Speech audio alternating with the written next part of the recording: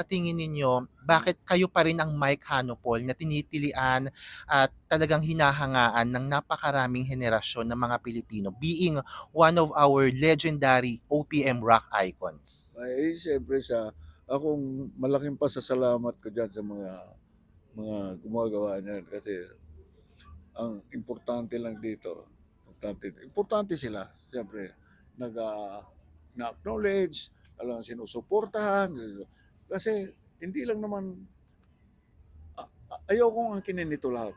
Wala akong pag-angkin dito sa lahat nito, dala ng panahon. So, magtutulong-tulong tayo para kanya-kanya tayong contribution, di ba? Lahat, contribution. Tulong-tulong nga. So, para bang sa kanta ko, Bayanihan, Bayanihan, di ba? Di ba? Yung mga ganong kanta, kasama yan eh. So, importante na magtulungan tayo rito para hindi naman na para alisin yung mga bagong generation. Hindi, nandyan yan eh. Panahon din yan. You are always relevant, Sir Mike. Hindi kayo nawawala sa sa puso at isipan ng pop culture. Yun nga na pinagtatakhan ko rin. Kasi sa akin, medyo nagtataka ako. Pero iba siguro, hindi naman. Pero sa akin, kasi palagi akong abrupt.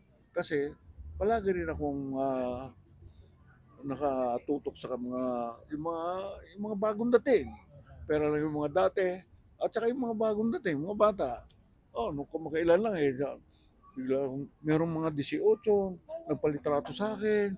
Sabi, 18, 26, hindi pa kayo pinapanganak ha? Ba't Kilalang kilala ka, Sir Mike.